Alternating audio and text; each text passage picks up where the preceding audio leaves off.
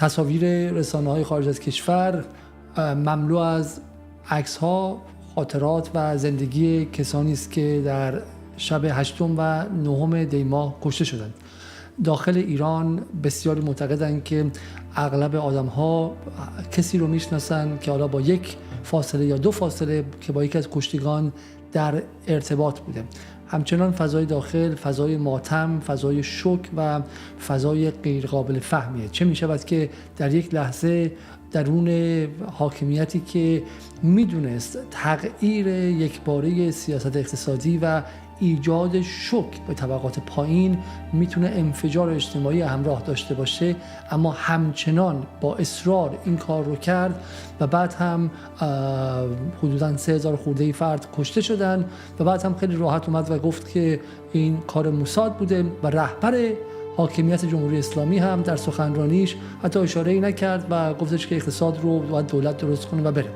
دلایل برای خشمگین بودن از جمهوری اسلامی این روزها یکی دوتا نیست و بسیار است، ولی عده‌ای خود رو صاحبان خشم اجتماعی و رنج این 47 سال جا میزنن، عده‌ای که چه بسا نسبتی هم ندارن و جز تجارت رنج برای دولت‌های غربی وظیفه‌ای ندارن.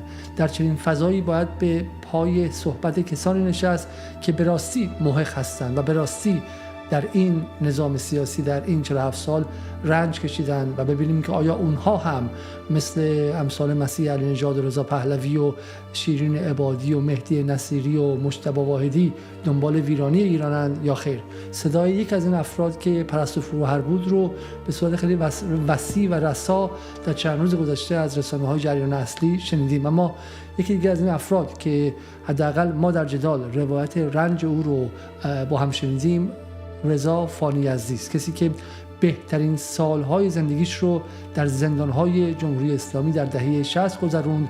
به خاطر اینکه گفت من به ریا نماز نمیخونم 2 سال زندگیش رو در یک اتاقک 1 متر در 3 متر انفرادی گذروند و مدت 1 سال هم زیر حکم اعدام در انتظار بود که با بقیه قربانیان سال 67 که به دروغ به مردم گفتن که همشون از مجاهدین خلق بودن و بسیاریشون هیچ ربطی هم به مجاهدین نداشتن و هیچ ربطی هم به عملیات‌های تروریستی نداشتن، در اتاقی گذاشته بودن تا اینکه اعدام شه.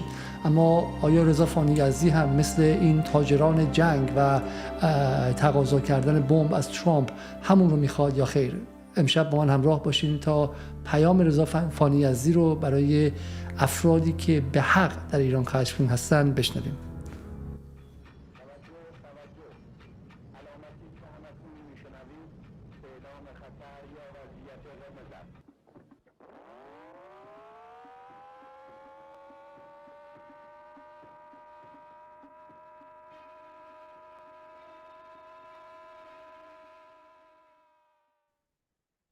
سلام های یزدی، شبتون بخیر. خیلی خیلی ممنون که یک بار دیگه در کنار ما هستید و حالا امیدوارم که امشب خیلی شب سنگینی نباشه، چون هر بار که ما با هم دیگه به اون خاطرات دهه 60 شما سر میزنیم بالاخره یک بار دیگه به قول معروف رنج‌های شما رو هم زنده می‌کنیم. آقای یزدی، خیلی خیلی سریع برم، شمایی که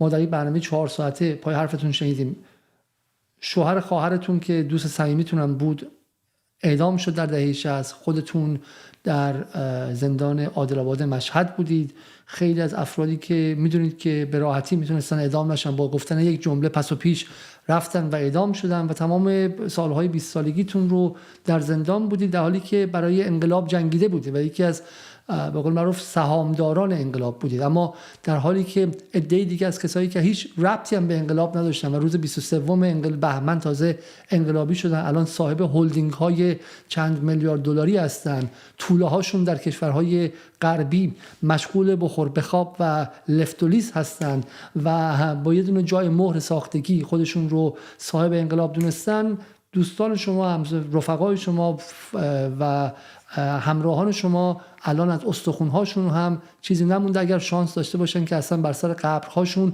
نشانی گذاشته باشن، چون هنوز که هنوز میرن و در خاوران قبرها رو هم نابود میکنن که حتی نشانی ازشون نباشه. قاعدتا شما با دیدن اینکه ترامپ میخواد به ایران حمله کنه، در این مدت امکان رفتن جمهوری اسلامی به وجود اومده، یک خورده دلتون حداقل جایی از دلتون شاد شده باشه و به قول معروف شما هم فکر کرده باشین که خب بالاخره رفتن این کسانی که اینقدر رنج دادن در این سالها شاید چیز بدی نباشه. آیا اینطور فکر کردید؟ سلام میکنم خدمت شما آقای علیزاده. سلام میکنم به همه بینندگان برنامه شما و مردم کشورمون، مردم ایران، مردمی که سالها رنج و بدبختی و درد و استیصال و درماندگی رو تحمل کردن، مردمی که 47 سال پیش انقلابی کردن، انقلاب بهمن، انقلاب باشکوه بهمن، که تمام اهداف و آرزوهای اونها استقلال و آزادی و یک مدل عدالت اجتماعی در جامعه بود، بر علیه فساد، بر علیه دزدی، بر علیه به اصطلاح ظلم و ستم، بر علیه نابسامانی هایی که در جامعه ما در آن دوران بود انقلاب کردند. و متاسفانه ما امروز در وضعیتی قرار گرفتیم که به قول یادش گرامی آقای بنی صدر، اولین رئیس جمهور جمهوری اسلامی ایران، گفته بود که مردم هیچ وقت استفراغ خودشون رو نمیخورن. ما شاهد هستیم که بعد از 47 سال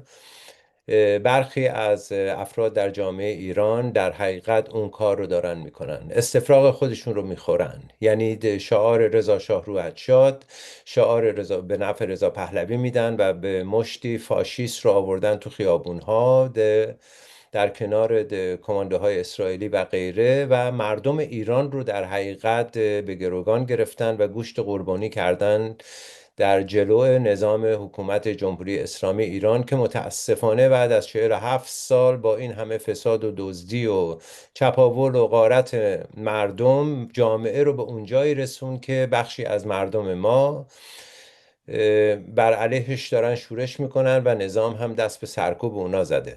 اما آیا من خوشحال هستم؟ کسانی که سالهای جوانی رو از ما گرفتند، بهترین دوستان ما رو قربانی کردند، که سالهای به اصطلاح سختی رو برای مردم ما رقم زدن، آیا خوشحال هستم که اونها توسط ترامپ یا توسط بمباران یا توسط به اصطلاح موشک‌ها از بین برن؟ اصلاً.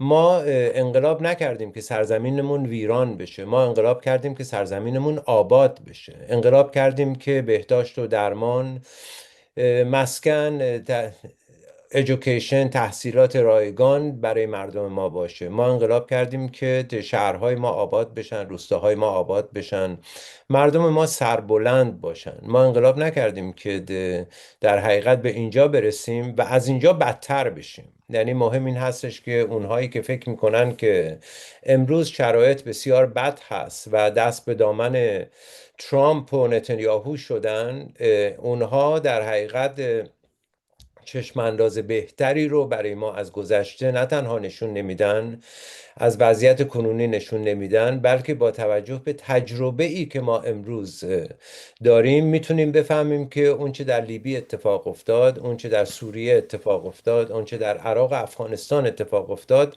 متاسفانه شاید در کشور ما اتفاق بیفته. به همین دلیل من اصلا خوشحال نیستم که این روزها رو میبینم، روزهایی که بخشی از مردم ما در حقیقت قربانی یک توطئه جنایتکارانه‌ای دارن میشن که رهبری اون در اختیار اسرائیلیا از یک طرف هست، اسرائیل و امریکا، و از طرف دیگه بخشی از همین نظام فاسد، دزد و جنایتکار در حقیقت اونها رو داره گوشت قربانی میکنه، گوشت دم توپ میکنه، به خاطر اینکه میخواد مذاکره ای رو در خارج از کشور به پیش ببره و افرادی مثل روحانی و ظریف و امثالهم بتونن در حقیقت اون چه رو که به دنبالش هستند به دست بیارن. یعنی سازشی با آمریکا و اسرائیل، دادن تمام اون چه رو که حتی ما فکر میکنیم که دستاوردهای انقلاب ما بوده، همونها هم از بین برن. و این واقعا برای همه ما، برای کسانی که سالها زندگی کردیم، مبارزه کردیم برای روزهای بهتر، بسیار دردناک هست. ما باید واقعا خون گریه بکنیم وقتی میبینیم که تعدادی از مردم ما دست به دامان به اصطلاح کسانی شدن که جز ویرانی از آنها انتظار دیگه نیست. جز اون چه رو که در گذشته دیدن، ما اگر چشم داشته باشیم، گوش داشته باشیم، حداقل شعور رو داشته باشیم، باید ببینیم اونها بر سر ممالک دیگه چه آوردن. بعد کشور ما به اصطلاح چه پیامدی رو میتونه تصور بکنه اگر این اتفاق بیفته. آیا حالا حالا یه سوالی که هستش این که حالا شما بالاخره الان در آمریکایید، بالاخره سال 68 که از زندان بیرون اومدید بالاخره تونستید خارج شید با سختی، ولی بالاخره اومدید و رفتید دانشگاه برکلی، یکی از بهترین دانشگاه‌های جهان، که من هنوز تعجب میکنم بعد از 7 سال زندان سخت و 2 سال انفرادی چطور تونستید باز سر کلاس و کتاب برگردید. دکترای مهندسی برق گرفتید، خب اگه اشتباه نکنم درسته؟ و دکترا نگرفتم، فوق لیسانس همسرتون دکترا گرفته شو، خودتون فوق همسرم لیسانس، دکترا بله مهندسی. خودتون فوق بله. لیسانس مهندسی برق از دانشگاه برکلی گرفتید، در یکی از بهترین کمپانی های آمریکایی کار کردید و حالا الان به قول معروف میتونید با عقل سرد نگاه کنید. اگه رضا فانی یزدی سال 65 بود 64 بود، اگر کسی بود که چه میدونم از درون سلول دوستاشو میبردن که اعدام کنن و برگردوندن، اگه اون موقع بودین که زندانی بودید و هیچ راهی هم نداشتید، آیا همچنان با عقل سرد فکر میکردید؟ آیا هیچ گونه سمپاتی و همدلی برای اونهایی که در داخل ممکنه که به دلایل نادرست اما این حد از خشم رو داشته باشن دارید؟ ببینید، من اگه بخوام به شما مثال بزنم، حتی اون زمانی که ما زندان بودیم، حتی زمانی که بیشترین تعداد دوستان ما رو اعدام کرده بودن، در همان روزهای پایان جنگ که متاسفانه حتی چند هفته بعدش تعداد بسیار زیادی از دوستان ما اعدام شدن و خود من هم زیر اعدام بودم به مدت طولانی، زمانی که هواپیمای ایرباس ایرانی رو امریکا زد، بعد متاسفانه تعدادی از دوستان ما در زندان اظهار خوشحالی میکردن، من اونجا هم به اصطلاح با همه اونها تاختم و گفتم ما هرگز نمیتونیم خوشحال باشیم که مردم ما قربانی بشن. ما آرزوی قربانی شدن و کشتن مردممون یا حمله نظامی به کشورمون رو نداریم. من در همون سالها که در زندان بودم، ما در جریان جنگ ایران عراق بودیم. ما هرگز از حمله نظامی عراق به کشورمون و کشتار مردم بیگناه در کشورمون حمایت نمی کردیم، در عین حال که زیر اعدام بودیم. من 2 سال زیر اعدام بودم، ولی در همون به اصطلاح 2 سالی که من زیر اعدام بودم، کشور ما زیر بمباران و موشک‌های به اصطلاح صدام بود و ما هرگز از زدن یک موشک به کشور خودمون خوشحال نمی شدیم و از مردن یک سرباز و بسیجی و پاسدار ایرانی خوشحال نمی شدیم و جشن نمی گرفتیم. اینجا اصلا یک وضعیت عجیبی پیش آمده که ما برای اولین بار به نظرم میرسه در تاریخ ایران مواجه هستیم با گروه‌های بزرگی از مردم، افراد به اصطلاح شناخته شده، چهره‌هایی که وکلای این مملکت هستن، اساتید دانشگاه‌های مملکت ما هستن، کسانی که ادعای دفاع از حقوق بشر رو دارن، اونها بیشرمانه از حمله نظامی و جنگ به کشورشون حمایت میکنن. مگر ما خودمون مردیم؟ مگر ما خودمون به اصطلاح به کجا رسیدیم که ما بخوایم به اصطلاح برای مبارزه برای آزادی، برای مبارزه برای عدالت اجتماعی، دموکراسی و رهایی وطن خودمون از بمب بیگانه بخوایم استفاده بکنیم؟ کدوم کشوری تونسته ویرانی با ویرانی آزادی بسازه؟ کدوم کشوری تونسته از قبرستان‌های تاریخ آینده به اصطلاح با شکوه برای خودش بنا بکنه؟ ما باید بفهمیم، یعنی اینجا اگر من ناراحتم امروز، اگر خانم پرستو فروهر که پدر و مادرش رو به اصطلاح کارداجین کرد همین نظام جمهوری اسلامی ایران و بسیار دیگر از افرادی که سالهای طولانی در جنگ و مبارزه با این نظام بودن و آسیب‌های بسیار زیادی به اونها وارد شده، اگر ما امروز نگران حمله نظامی هستیم، ما که نگران فروپاشی نظام جمهوری اسلامی نیستیم، که ما آرزومون هستش که نظام جمهوری اسلامی روزی فروپاشی بکنه، ولی بر پایه اون فروپاشی نظم دموکراتیک و نوین و عدالتخواهانه جا بیفته، سرزمین ما ویران نشه. امروز بحث سرزمین ما هست، امروز بحث کشتار چند ده هزار یا چند صد هزار ایرانی هست اگر این اتفاق بیفته. مگر ما کوریم؟ مگر ما ندیدیم که در افغانستان زمانی که ادعای مبارزه با طالبان و حکومت طالبان بود، بعدش چند صد هزار نفر از مردم افغانستان کشته شدند؟ مگر ما ندیدیم که چقدر شهرها و روستاهای این کشور ویران شد، بمباران شد با بدترین بمب‌ها؟ مگه ما ندیدیم که امریکا بزرگترین بمب‌های تاریخ خودش رو، به قول خودش مادر بمب‌های جهان رو اونجا استفاده کردن؟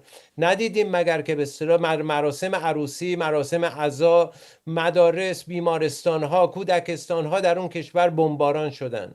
مگر ما در عراق شاهد این همه خون و خونریزی نبودیم؟ مگر ما در لیبی نبودیم؟ آیا ما دنبال چنین چیزی هستیم؟ اصلاً و ابداً. ما خواهان نابودی نظام جمهوری اسلامی هستیم، ولی به دست مردم ایران و پس از اون ساختن یک نظام عادلانه دموکراتیک، نه نظامی که بر خون و کشتار مردم بخواد بنا بشه. نظامی که بر خون و کشتار مردم بخواد بنا بشه چیزی به مراتب بدتر از نظام جمهوری اسلامی امروز هست. همون چیزی که ما در لیبی دیدیم. اگر قذافی دیکتاتور بود، اگر قذافی ظلم و ستم میکرد به اون مملکت، ولی قذافی مملکتی رو ساخته بود که آب داشت، برق داشت، امنیت داشت، مردم میرفتن دانشگاه، نون میخریدن، تو خیابون با خیال راحت داشتن راه میرفتن. ولی امروز ببین چه بر سر این به اصطلاح از کشور آمده. مردمش رو به صورت برده دارن میفروشن این بر اون بر. آیا ما خواهان چنین چیزی هستیم؟ آیا من خواهان این هستم که دختر و پسر مملکت ما به بردگی فروخته بشه؟ آیا ما خواهان نابودی به اصطلاح کشورمون هستیم؟ اصلا و ابدا. دلیلی نداره که ما آزادی رو با نابودی یکی فرض کنیم. کسانی که امروز به نام آزادی، به نام نجات ایران از دست به اصطلاح استبداد و نمیدونم اقتدار و چه و چه و چه خواهان بمباران کشور هستن، اینها در حقیقت پیامشون برای جامعه ما نابودی هست، قتل عام هست، وحشت و به اصطلاح خاطره هایی هستش که برای همیشه در ذهن تاریخی مردم ما باقی خواهند موند. ما باید همین تصاویر رو نگاه بکنین که دیروز در افغانستان و لیبی و نمیدونم سوریه چه گذشته. همین الان شما نگاه بکنین دوباره سوریه داعش آمده پرچم خودش رو تو رقه برده هوا. دوباره به اصطلاح مردم کوبانی تحت محاصره قرار گرفتن و قراره که قتل عام بشن. خب این وضعیت رو آیا ما برای کشور خودمون میخوایم؟ آیا اگر به اصطلاح حمله نظامی به کشور ما بشه، اگر به اصطلاح این وضعیت خلأ قدرت در کشور ما به وجود بیاد و مردم نتونن به اصطلاح این خلأ قدرت رو با یک نیروی حافظ صلح و مسالمت جاش رو پر بکنن، چه اون نیروی حافظ صلح و غیره رو که من و شما میگیم، جفتش هم به اعتقاد داریم، تو نسیه است، توی به قول معروف افق نیستش. ولی اون چیزی که تو افق هست اینه که حالا بالاخره ایران اینترنشنال داره میگه که 12,000 نفر، 16,000 نفر، 20,000 نفر کشته شدن. مهم هم نیست که دروغ بگه، مهم اینه که بالاخره این چیزی که بخش زیادی از جامعه باور کرده، چون همون نظامی که هستش انقدر فساد داره که تو صدا و سیماش هم نمیتونه 4 تا آدم سالم استخدام کنه و حتی از این دفاع کنه که آقا من 3,000 نفر کشتم. خب میگه 12,000 تا، اونم بالا بالاخره هست.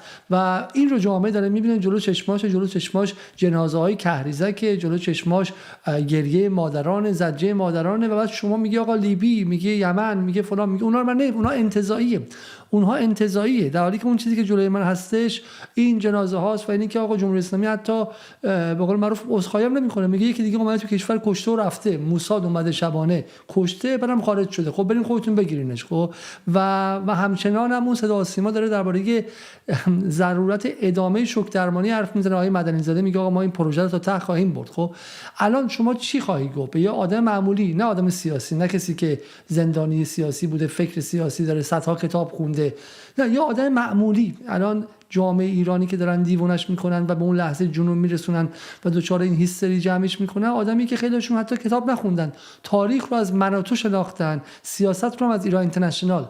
شما چگونه باشون حرف میزنید؟ چی بهشون میگید؟ ببین من بهشون میگم این حکومت جنایت کرده، در اون شکی نیست. این حکومت سالهای طولانی هر بحران خودش رو با سرکوب و جنایت پاسخ داده. اما اگر امروز در این جنایت هایی که اتفاق افتاده در ظرف این چند روز یا در سالهای گذشته، در کشتار تابستان 67 3000 و خورده زندانی سیاسی رو اعدام کردن، اگر امروز حتی 12,000 نفر کشته شدن، آیا ما به قیمت این 12,000 نفر کشته میخوایم شرایطی رو به وجود بیاریم که 10,000 نفر یا 100,000 نفر کشته بشن؟ آیا میخوایم شرایطی رو به وجود بیاریم که ما به هر حال ببینیم ما مواجه هستیم با یک وضعیتی، اون چرا که ما در این روزها هنوز که متاسفانه همین نظام جمهوری اسلامی ایران که واقعا ننگ و نفرین به اینها که وضعیت جامعه ما رو به اینجا کشوندن، همینها اگر صحنه هایی رو که در خیابون ها اتفاق افتاده مثل آدم نشون بدن به مردم و مردم ما ببینن که چه خشم و چه خشونتی در جامعه ما به وجود آمده که بچه ایرانی یکی بسیجی یکی بچه به اصطلاح کارگر دیگه اینجوری همدیگه رو دارن قتل عام میکنن و میکشن. حالا شما اگر این به اصطلاح نظم وجود نداشته باشه و خلأ به اصطلاح قدرت به وجود بیاد، فردا چه کشتار و ویرانی در سرزمین ما خواهد شد. یعنی و از حتی این بدون کشتار و موساد، یعنی شما ویرانی میگی بدون موساد و بدون این قصه هایی که واقعا CIA اومده، موساد اومده، حتی بدون اینها همین که این خشم در جامعه وجود داره باید مردم رو به عقب برونه. درسته؟ 100% ما اصلا جامعه داریم که الان بدون به اصطلاح یک انتقال مسالمت آمیز قدرت نمیتونه از این وضعیت بدون خونریزی و کشتار عبور بکنه و متاسفانه موساد و نمیدونم سازمان های امنیتی CIA و غیر و ذالک هم ما نمیتونیم اصلا فرض بکنیم که اینا وجود ندارن. اینا وجود واقعی دارن. اینا لازم نیست من و شما بگیم، خودشون میگن ما در خیابون های ایران در کنار شما هستیم، خودشون میگن که ما داریم قتل عام میکنیم.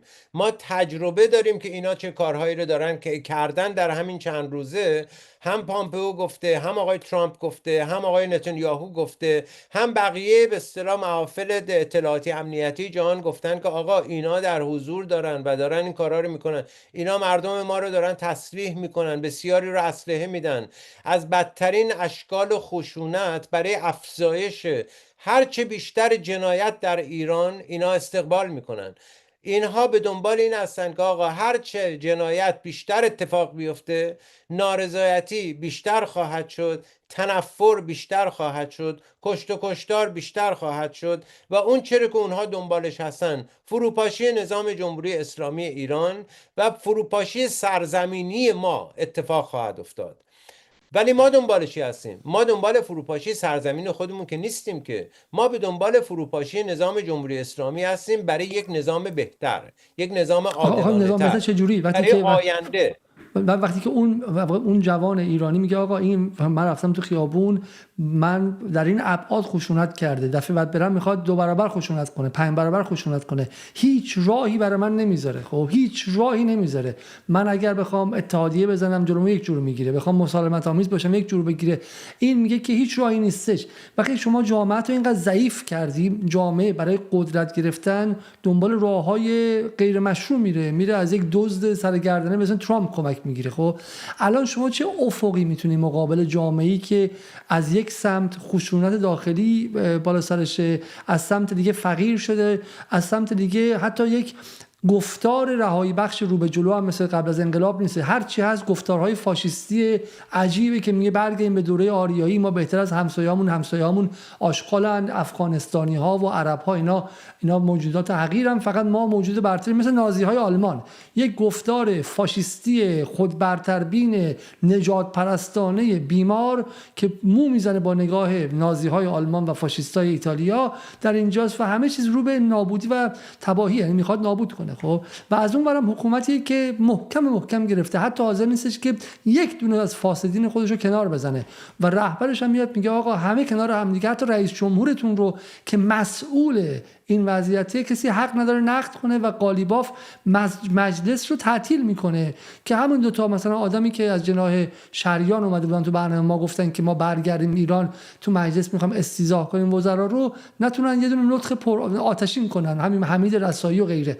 مجلس رو میبنده، میگه هری برین خونتون، اصلا دیگه میشه مجلس تعطیل. خب شما چه امیدی، چه افق نوعی باز میکنی برای اون جوان 18 ساله که چاقو و قمه از تو آشپزخونه‌ش آورده که بسیجی سلاخی کنه، که یک آقا چاقو تو بذار زمین و وایسا و خشمت هم بخور، یک افقی است برای تغییر. کدوم تغییر بهش نشون بدید؟ ببینید، ما متاسفانه نمیتونیم با سیاه نمایی هرچه بیشتر فکر کنیم که راه حل داریم نشون میدیم. این سیاه نمایی، این که ما به اصطلاح در این وضعیت فاجعه بار قرار گرفتیم، واقعیت هست. یعنی من که خودم از جنایت جمهوری اسلامی میام بیرون، من از تجربه‌ای دارم میام که بسیاری از همین بچه‌های جوونی که امروز در ایران میگن ما آینده نداریم، بدبختیم، سرکوب شدیم، چه و چه و چه، حتی نمیتونن تصور بکنن که ما از کجا آمدیم بیرون. ما از زندان‌های آمدیم که اونجا به اصطلاح شکنجه هر روز و هر لحظه به اصطلاح بود. اونجا ما رو میخوابوندن، میگفت آقا شماره پات چنده، میگفتیم 40، اونقدر شلاق میزد که 2 برابرش میکرد، میگفت برات میکنم 80. برای نماز نخوندن ما رو آویزون میکردن، نمیدونم روزهای طولانی آویزون میشدیم، سلولای انفرادی وحشتناک رفتیم، بسیاری از ما رو اعدام کردن. بنابراین من آدمی نیستم که به اصطلاح بگم آقا وقتی دچار استیصال و درماندگی هستم دست به خودکشی میزنم. نه، امروز جامعه ما نمیتونه دست به خودکشی بزنه.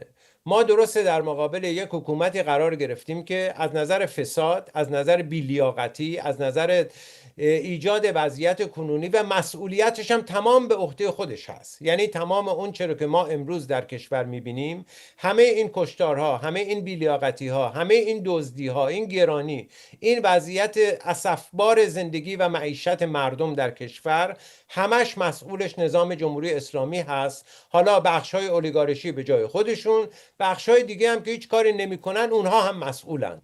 یعنی ما نمیتونیم بگیم فقط اولیگارشی مسئوله. اون کسی دیگه که تو اون کشور هست اگر قدرت داره کاری نمیکنه، بی ارزه هست. اون کس اگر قدرت نداره باید به مردم مراجعه کنه و بگه آقا مردم بیان به ما کمک بکنین در مقابل این نیروی دزد فاسد کثیف یه کاری انجام بدیم. بنابراین همه این نظام مسئولیت این وضعیت رو داره. مسئولیت امنیتی هم به عهده اون هست. اگر موساد در خیابانهای ما داره جولان میده، وای به حال ما. مایی که میگفتیم که میخوام به اصطلاح جبهه جنگ با اسرائیل رو ببریم پشت مرزهای اون بذاریم، وای به حالمون که موساد آمده در خیابانهای ما، در تهران، در رشت، در نمیدونم مشهد، در شیراز، اصفهان، حتی شهرهای کوچک، در 100 شهر ایران برای ما جبهه جنگ باز کرده. وای به حال حکومت و وای به حال به اصطلاح مسئولینی که ادعای مبارزه با به اصطلاح اسرائیل و نمیدونم امپریالیسم رو داشتن و امروز نه فقط شهرهاشون توسط اونها داره به اصطلاح فتح میشه، بلکه مغز و جان و جسم بخش جوان جامعه ما رو اونها به گروگان گرفتن. اما با همه این حرفا ما نمیتونیم که تسلیم بشیم که بگیم خیلی خوب بده بره، بذار همون چیزی رو که ما نمیخوایم اتفاق بیفته، جنایت در ابعاد بیشتر، تکه تکه شدن سرزمین مادری ما، از بین رفتن، جنگ داخلی. ما یک واقعیتی رو اینجا باش مواجه هستیم.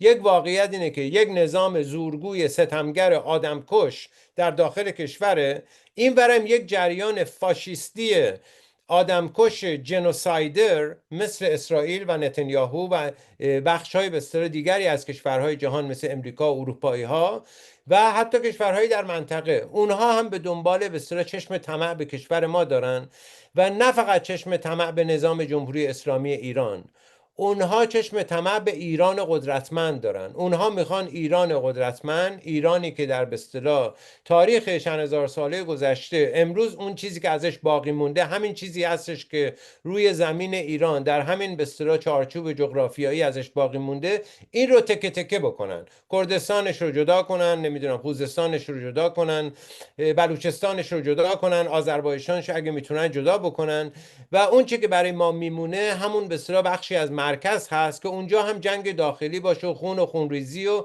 جنگ و به اصطلاح جنایت. بنابراین ما باید اینجا یک مقداری ریلکس کنیم. ریلکس نه به معنای اینکه وا بدیم، نه اینکه به اصطلاح از مبارزه رو فراموش بکنیم. باید اشکالی از مبارزه رو در پیش بگیریم که یک، به حکومتی که میخواد سرکوب بکنه بهانه به اندازه کافی ندیم که همه نیروهای خودش رو بتونه منسجم بکنه. ببین ما این تظاهراتی که همین چند روزه داشتیم، یا تظاهرات ها، اعتصابات کارگری، نمیدونم اعتراضات معلمین، بازنشسته ها، پرستاران و غیره، این که اولین بار نیست در تاریخ کشور ما یک تظاهرات داره به پا میشه. ما بارها و بارها داشتیم و تا زمانی که این تظاهرات ها مسالمت آمیز بوده اونها مورد تعرض قرار نگرفتن یا کمتر مورد تعرض یا این اشکال تعرض قرار گرفتن. بنابراین ما باید اگر به دنبال تغییری در جامعه هستیم باید از اشکالی از اعتراض اجتماعی استفاده بکنیم که یک، بتونیم این اشکال رو هرچه ممکن هست فراگیرتر بکنیم، مردم بیشتری بیان، حس ترس کمتر باشه، حس سرکوب کمتر باشه، حس به اصطلاح قتل عام کمتر باشه. دومی که اصلا اجازه ندیم، یعنی ما خودمون باید از خودمون حفاظت بکنیم.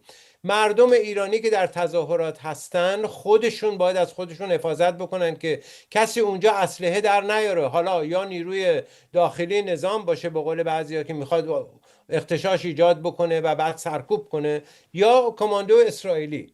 اینجا وظیفه ما هست، ما خودمون مبارزه میکردیم دیگه، ما متوجه بودیم آقا ما در خودمون در به اصطلاح همون دهه به اصطلاح 60 بسیاری از نیروها، حتی سازمان مجاهدین خلق که اینقدر مردم راجع به خشونتش صحبت میکنن، در سال مثلا 58 59 تظاهراتی رو که در خیابونها میذاش دور تظاهرات خودش رو زنجیر میبستن بچهای سازمان مجاهدین که کسی از خارج وارد این تظاهرات نشه و اون تظاهرات رو از اون شکلی که اونها میخوان خارج بکنه، درگیری ایجاد بکنه. چرا این کارو میکردن؟ میخواستن افزایش پیدا کنه نیروشون، میخواستن هزینهش برای حضور افراد بیشتر باشه و فراگیرتر بشه و بتونن از پس به اصطلاح اون حاکمیت بر بیان. ما امروز باید همین تجربه ها رو به کار بگیریم. ما نمیتونیم به اصطلاح اجازه بدیم دیگرانی وارد تظاهرات مردم بشن، اون رو به خاک و خون بکشن و رژیم رو هم منسجم بکنن، همه جناحهای قدرت در ایران رو منسجم بکنن که آقا اینا میخوان به اصطلاح ما رو قتل عام بکنن، پس بنابراین ما اینا رو قتل عام بکنیم. نمیشه. ما باید آگاهانه اختیار امور اعتراضات چه مدنی، چه اعتصاب، چه تظاهرات خیابانی، چه نمیدونم نشست سکوت و غیره، خود ما باید اینها رو رعایت بکنیم. یعنی مردم برای رسیدن به اهداف خودشون و زدن این نظام به اصطلاح ستمگر به کنار باید راههای مبارزه ای رو پیدا بکنن که فراگیر بشه، پرتوان بشن، قدرت خودشون رو بیشتر و بیشتر بکنن و شکاف داخل حکومت رو تا اونجا که ممکن هست بیشتر بکنن. هرچه تظاهرات ها، اعتراضات ها مسالمت آمیزتر باشه و مطالبات واقعی تر باشه، مطالبه برای معیشت رو هیچ آدم بی وجدانی هم نمیتونه بگه آقا این مطالبه که طرف میگه آقا نون ندارم بخورم، چون خودش هم همینو میبینه، خانواده‌اش هم همین وضعیت رو دارن. وقتی شما میگه آقا نون ندارم بخورم، با این 10 میلیون تومان تخم مرغ هم نمیتونم بخرم، با این 15 میلیون تومان نمیدونم سیب زمینی هم نمیتونم بخرم، نماینده مجلست هم اون وقت همین حرف رو قبول میکنه. و پاسدارت هم نمیاد به خاطر به سر اینکه میگه آقا نون ندارم بخورم تو رو قتل عام بکنه. ولی وقتی اسلحه در میاد، وقتی به اصطلاح کماندو اسرائیلی اونجا سرکلش پیدا میشه، وقتی کماندو اسرائیلی واقعا نبوده. تا حالا ما تصویری از کماندو اسرائیلی ندیدیم واقعا تا این لحظه. خب تو ایران گفتن که اینا اسرائیلی آدما رو خریدن، چون من واقعا فکر نمی‌کنم نیازی به کماندو اسرائیلی باشه. ولی با این حال حالا بزنیم با هم دیگه ویدیو ببینیم آیه فانی، چون حالا ایده توی کامنت ها، چون کامنت ها الان محل جنگ سایبری های آمریکا و اسرائیل با سایبریای داخل، و من واقعا توصیه میکنم به داخلیا که اون هزینه رو که برای سایبریا میدن خرج مردم و نون مردم کنن که خیلی خیلی لازم تره، و اون سایبریاشون باید خود آپدیت کنن که میگن که جانم فدای رهبر جمهوری اسلامی طلبکار باید باشه و غیره. اینا دیگه حرفایی که واقعا جواب نمیده. باید از ایران دفاع کرد، ولی به صورت عاقلانه، نه به صورت کاریکاتوری. خونی ریخته شده که در تاریخ ایران بی سابقه بوده، درون این نظام ریخته شده و نظام میتوانست از این خون جلوگیری کنه و مسئولیت داره. آقای خامنه‌ای مسئول این خون هاست. آقای خامنه‌ای رسما گفت من در اقتصاد نقشی ندارم. آقای خامنه‌ای همه کاره اقتصاد ایران از ستاد فرمان اجرایی امام و نهادهایی که زیر نظر رهبری با حدود 50% اقتصاد ایران محسوب میشه، تا سپاه پاسداران، تا بقیه نهادها و بنیادها گرفته تا خود رئیس جمهوری که بالاخره پاسخگو فقط به یک نفر هستش، بالاخره معلومه که نقش دارن و میتوانستن از این قضیه جلوگیری کنن. همونطوری که مسائل خیلی کم اهمیت‌تر مثل اینکه در مداحی‌ها فلان کلمه رو استفاده نکنید و گفتم. برای همینه که نه، ما واقعا حداقل عقل سلیم این حرفا رو نمیخریم. ولی با این حال ایده گفتن که آقای فانی کینه داره. نه، آقای فانی اتفاقا مظهر بی‌کینه‌ایه.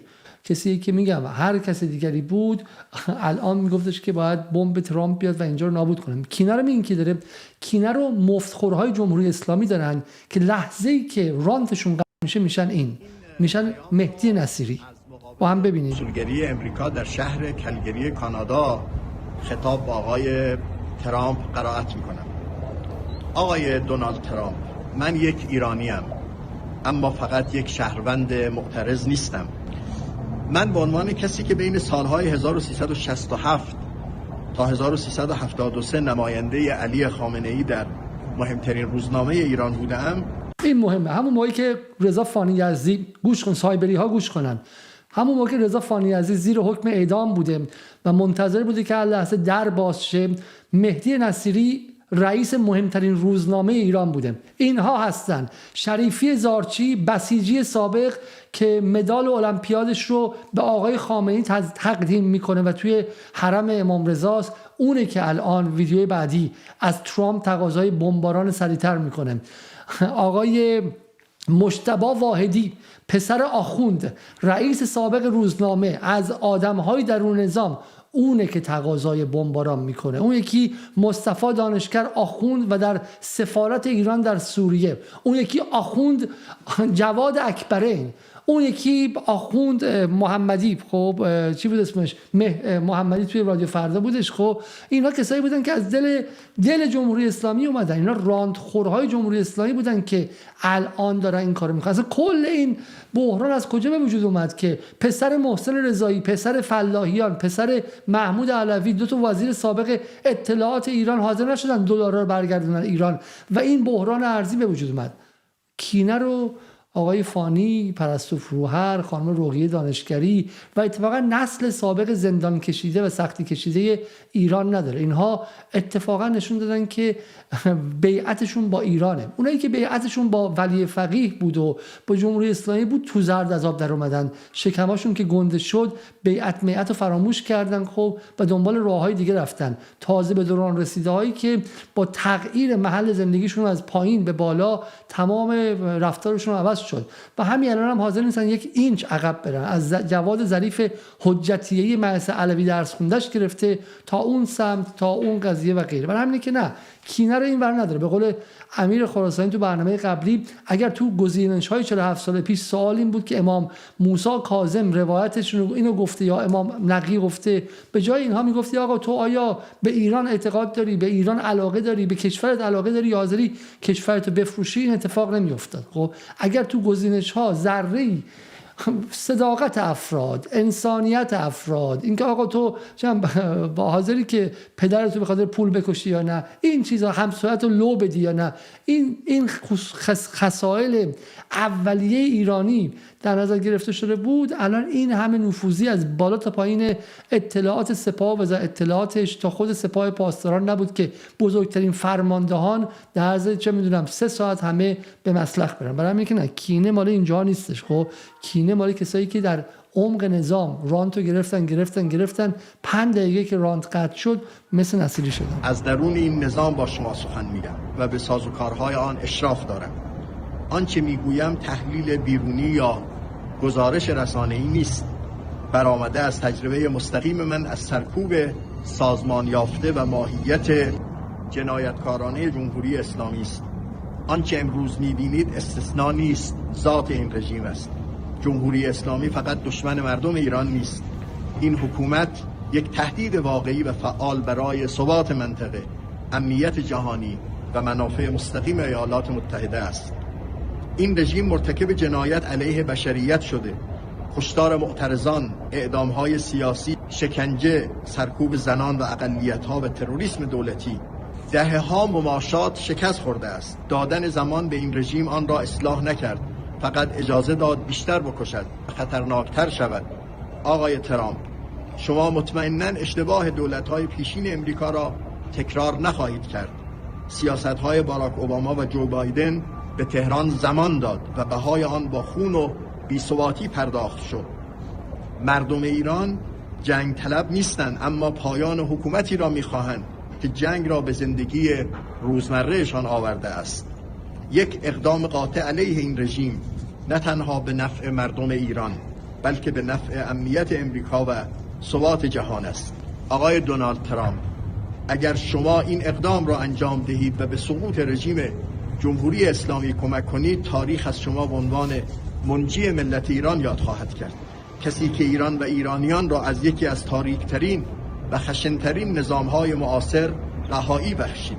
و اما عالی جناب ترامپ، یک نکته مهم دیگر را هم باید یادآور شوم که امریکا و متحدانش پس از سقوط جمهوری اسلامی نباید دست از هر گونه حمایت لازم و ضروری از مردم و اپوزیسیون ملی ایران به رهبری شاهزاده رضا پهلوی تا استقرار یک نظام دموکراتیک بر اساس انتخاباتی که برگزار خواهد شد بردارند و الا ممکن است عوامل رژیم ساقط شده به همراه این آقای مهدی نصیریه که تا تونست توی اونجا بود، بعد رفت توی صبح، بعد رفت رایزن فرهنگی. رایزن فرهنگی هم شما حالا نمیدونید چی آقای فانی.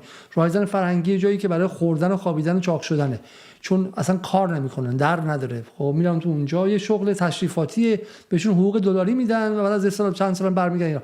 رایزن فرهنگی ایران تو امارات شد، یعنی خورد و بست و گرفت از جمهوری اسلامی. حالا میگه آل جناب ترامپ اقدام قاطع برای بمباران ایران. جواب شما به مهدی نصیری که اون سالهایی که تو زندان بودید شما تقاضای اعدام بیشتر شما و رفقاتون رو میکرد چیه؟ ببین، امثال مهدی نصیری همون آدمایی هستن که نقش اصلی رو در جنایت‌های نظام جمهوری اسلامی ایران ایفا کردن. مهدی نصیری در حقیقت کسی بوده که تواب میساخت، کسی بود که در زندان‌های ایران مثل بازجوها رفتار میکردن، کسانی بودن که تمام اندیشه مخالفت در ایران رو به جریانات ضد حکومتی، ضد اسلامی و غیره منتسب میکردن و باعث سرکوب و جنایت در نظام بودن. اگر کسی این حرفا رو میزد که دستش پاک بود، در جنایت شریک نشده بود، در تمام این سالها به قول شما نخورده بود و چاق و چله نشده بود و حالا به نگران این نبود که اگر این نظام سقوط بکنه او باید جواب پس بده و به خاطر همین از حالا به قول معروف فرار به جلو کرده و داره به اصطلاح دریوزگی میکنه از آقای ترامپ و رضا پهلوی و برای آینده باز چاپیدن و دزدیدن و سرکوب برای خودش میخواد لحاف بدوزه، من حرفش رو باور میکردم. حداقل میگفتم که اون آدم دچار خشم، دچار ناراحتی است. برادرش رو اعدام کردن، مادرش رو کشتن، نمیدونم مثل من سالها زندان بوده، زجر دیده، شکنجه شده. اگر اون آدم این حرف رو میزد شما میگفت این آدم خشم داره، این آدم حق داره ناراحت بشه. حالا شاید با به اصطلاح رفتارش موافق نبودین. من الان با تمام کسانی که قربانیان جنایت به اصطلاح این نظام هستم با همه اونها همراهی میکنم، با مثل همه اونها میگم آقا ما نه میبخشیم و نه فراموش میکنیم. چرا؟ به خاطر اینکه اگر ببخشی گم میشه، یعنی کسانی که مرتکب این جنایت ها شدن باید پاسخگو باشند، اما پاسخ مناسب باید داده بشه. ما خواهان قتل عام نیستیم، ما نمیخوایم این به اصطلاح گردونه جنایت همچنان ادامه پیدا بکنه تا ناکجا آباد که همه این مملکت ویران بشن.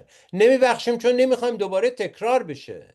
خب من با همه اون آدم ها به همین دلیل اظهار به اصطلاح در کنارشون هستم. خشم و به اصطلاح ناراحتیشون رو میفهمم چون خودم اونجا بودم و میدونم که به اصطلاح چقدر سخت هست که شما شکنجه بشی. چرا مخالف اعدام هستم؟ به خاطر اینکه 2 سال از بهترین سالهای زندگیم رو با اضطراب و ترس از اعدام گذروندم. به خاطر اینکه مادرم هر هفته که به ملاقات من میومد به من به عنوان به چشم یک مرده متحرک نگاه میکرد و بارها و بارها اعدام شد تا زمانی که حکم اعدام من لغو شد. خب چرا مخالف به اصطلاح زندان هستم؟ به خاطر عقیده و اندیشه، به خاطر اینکه هزاران هزار بچه ایرانی به خاطر عقیده و اندیشهشون زندانی شدن و بهترین سالهای زندگیشون از دست رفت و در خلأ وجود اونها افراد کثیفی مثل همین مهدی نصیری ها و امثال هم اومدن فضای زندگی سیاسی، اجتماعی، فرهنگی جامعه ما رو پر کردن که کمترین علاقه به این سرزمین نداشتن و کمترین علاقه به آینده این سرزمین هم ندارن. به خاطر همین هستش که زمانی که به قول شما پولشون قطع میشه یا زمانی که فکر میکنن که دوران چاپیدن و دزدی و جنایت به پایان رسیده و حالا باید جوابگو باشن، جا عوض میکنن. یه روز میرن سوریه، میرن اونجا مدرسه علمیه نمیدونم زینبیه و غیره، فردا یه دفعه دیفکت میکنن میان توی امریکا. یه روز میرن توی مؤسسه کیهان، یه روز در زندانهای ایران تبابسازی میکنن، جنایت و شکنجه میکنن، بعد فردا میپرن توی کلگری به اصطلاح کانادا و اونجا نامه قربانت شوم برای به اصطلاح ترامپ مینویسن. ما با اینها نمیتونیم آینده بهتر بسازیم.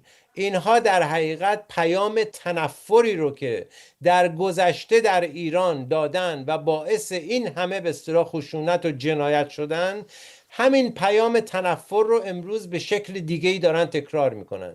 یعنی شما به قول معروف میگن به اصطلاح با طناب این آدم‌های شیاد اگر یک بار تو چاه رفتی بار دوم نباید بری. ما امروز احتیاج داریم به صداهایی مثل صدای خانم فروهر، کسی که با این که پدر و مادرش رو کارداجین کردن، با این که تمام این به اصطلاح زندگی و خاطرات زیبای مادر و پدرش رو با چنین به اصطلاح وضعیتی امروز باشون مواجه هست، ولی هنوز دل در گروه اون مملکت داره. همون مملکتی که پدرش هم دل در گروهش داشت، خانم پروانه هم دل در گروه اون داشت، همون مملکتی که همه ماها دل در گروه آزادی اون داریم، استقلالش داریم و پیشرفت و توسعهش داریم. به همین دلیل هستش که پیام من با پیام مهدی نصیری جنایتکار متفاوته و باید هم متفاوت باشه. اون باعث این جنایت ها در کشور ما شده. من نمیتونم مثل اون حرف بزنم. اون در زندگیش با جنایت زندگی کرده، من نمیتونم با جنایت زندگی بکنم. من قربانی جنایت هستم و نمیخوام جنایت ادامه پیدا بکنه تو این مملکت. نمیخوام ابعاد جنایت از اون چیزی که امروز هست 10 برابر بشه، 100 برابر بشه. برادرکشی، خواهرکشی در کشور ما ابعادش به اصطلاح به ابعاد ملی تبدیل بشه. و نصیری که دهه 60 اعدام کرده الان میخواد باز اعدام کنه، الان میخواد پاستا رو اعدام کنه، میخواد بسیجی اعدام کنه. همچنان دقیقاً از نیروی سیاسی داره دفاع میکنه که برای انتقام اومده و میخواد از کشته پشته بسازه. یعنی فرق نصیری اینه. نصیری اتفاقا همون نصیری دهه 60، نصیری همون نصیری دهه 60 میگه آقا بیشتر اعدام کنید، هر روز رو به 67 تبدیل کنید به 67 از این ور، آخوندا رو بیارید با عمامه‌شون به دار بزنید، خب کسایی که بسیج بودن رو بیارید همشون رو چم سنگ. نصیری همچنان میخواد جنازه ببینه و نیروی نیهیلیستیه. بذار یکی دیگه شون ببینیم. This massacre by supporting the people of Iran. Unarmed and defenseless people of Iran are begging the world to save them. I get bombarded by videos of Iranians, thanks to Starlink. I see the dead bodies on the top of each other. The streets, hospitals are full of body bags, mountain of body bags, children, women, men, defenseless people being butchered. That's the message that I receive from people in Iran, saying that these people who are lying down in the streets before getting killed by the security forces, they were asking the world to save them. How do you save them? I mean, are you to be very clear, are you calling for the U.S. To kill Ali Khamenei, yes or no, or other ways to support the Iranian people? Yes. kill Ali Khamenei the way that you kill Qasem Soleimani. Qasem Soleimani was in charge of killing people in Syria, in Iraq, in Iran. Ali Khamenei is Qasem Soleimani's leader. And I don't understand why you think that Ali Khamenei is different than Osama bin Laden. ISIS behead people. This killer, Ali Khamenei, hang people. ISIS bring you saw that with your own eyes. The Western activists and the Western citizens in front of camera and forced them to do false confessions. How many times you saw that Ali Khamenei brought Westerners on Iranian state television to do false confession? This is ISIS. آیه فانی یزدی میگه که علی خامنه‌ای مثل سلیمانی هم که جانی بود و غیره، ترامپ باید بکشدشون.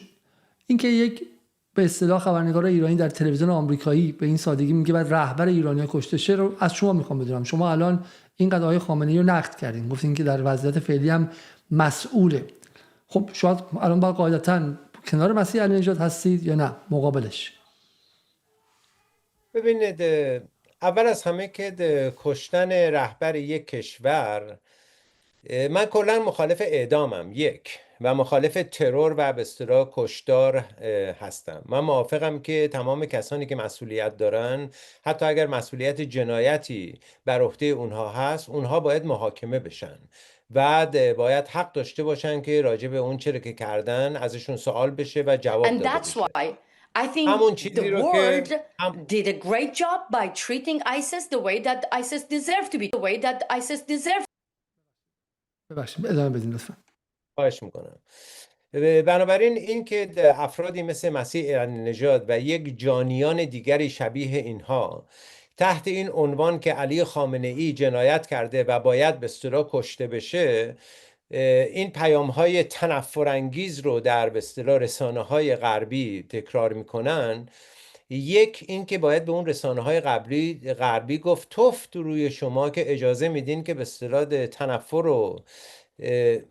تنفر افزایی در جامعه از طریق صداهای شما تکرار بشه و ابعاد و پژواک عمومی پیدا بکنه. دو اینکه این افرادی که اینقدر دلشون به خاطر مردم ایران سوخته کجا بودن اون روزی که هزار نفر رو در افغانستان و عراق میکشتن؟ کجا هستن اونها وقتی که هزاران نفر از مردم بیگناه غزه قتل عام میشدن؟ آیا اونجا دلشون نمیسوخت برای کسی که بگن آقا این نتانیاهو جنایتکار رو باید برین به اصطلاح محاکمه بکنین؟ آیا کسی اصلا در تمام این به اصطلاح سالها و روزهایی که این همه جنایت انجام شد گفت کسی حق داره بره نتانیاهو رو ترور بکنه؟ ببینید این پیام‌های تنفرانگیز گرچه کاربرد تبلیغاتی داره، ولی اگر قرار باشه به اونها کسی عمل بکنه، یعنی کشتار بیشتر، یعنی قتل عام یک جامعه، یعنی دخالت در امور داخلی دیگر کشورها. اگر در ایران جنایتی اتفاق افتاده که افتاده و ما شاکی هستیم، ما خودمون باید اون افراد رو محاکمه بکنیم و به اصطلاح به سزای اعمالشون برسونیم اونجوری که خودمون دوست داریم، نه اینکه کشور دیگری بخواد بیاد اینجا دخالت بکنه. کشور دیگر غلط میکنه، کشور دیگه به کار خودش برسه. و روزنامه‌نگار ایرانی که از همون حکومت خورده، از همون رانت همون مجلس خورده و اسم و رسم در آورده آمده تو اون مجلس و بعد به اصطلاح اجندای زن ایرانی رو بهش دستبرد زده و آمده خارج خودش رو نماینده به اصطلاح جنبش زنان ایران معرفی کرده که بسیاری از زنان ایرانی حتی از او اظهار تنفر کردن و گفتن او به اصطلاح نماینده ما نیست. غلط میکنه که در به اصطلاح رسانه اینجا شعار به اصطلاح ترور افراد در ایران رو بده. ما هرگز با ترور افراد در ایران توافقی نداریم. با دخالت نظامی در دیگر کشورها حمایت نمی کنیم. ما خودمون باید مسئولیت پذیرش عواقب اون چه که در ایران اتفاق افتاده رو به عهده بگیریم و راههای رسیدگی به اونها رو خودمون انتخاب میکنیم. در فردای ایرانی که امیدوار هستم که نیروهای دموکراتیک ایران بتونن قدرت سیاسی رو در اختیار بگیرن، حتما همه افراد از مهدی نصیری گرفته که جنایت کرده و حالا متواری شده، از بقیه دار و دسته جنایتکارانی که امروز در اروپا و آمریکا جا خوش کردن تا همه جنایتکارایی که در ایران هستند، همه اونها باید پاسخ بدن که در این به اصطلاح 40 و چند ساله گذشته چه نقشی داشتن، چه خسارت‌هایی رو به جامعه ما زدن، چه جنایت‌هایی رو مرتکب شدن و اونجا به اصطلاح جامعه ایران تصمیم خودش رو برای مجازات اونها میگیره. بنابراین این مزخرفاتی که تحت عنوان به اصطلاح نمیدونم این که فلانی قتل عام کرده و کشتار کرده و چه اینها ره به جایی نمیبره جز دعوت از نیروهای خارجی که نهایتا ما میدونیم که وقتی وارد یک کشور میشن جز ویرانی، بدبختی، به اصطلاح نابودی یک سرزمین و کشتار در ابعاد غیر قابل تصور چیزی به جا نمیذاره برای مردم ما. اصلا یه بخشی از قضیه اینه که من تو این باز کامنت ها دارم میبینم. خب برای اینکه جمهوری اسلامی در این سالها یک ایدئولوژی خیلی حداکثری رو تبلیغ کرده، یعنی یا مثلا آقای خامنه ای رو نعوذ بالله شما خداوند میبینی، اینجا امام معصوم میبینی و یه جور ذوب در کامل دیگه. یعنی برای همین وقتی که عقیدهشون میریزه یه دفعه مثل مهدی نصیری میشن، کاملا از اون ور میان.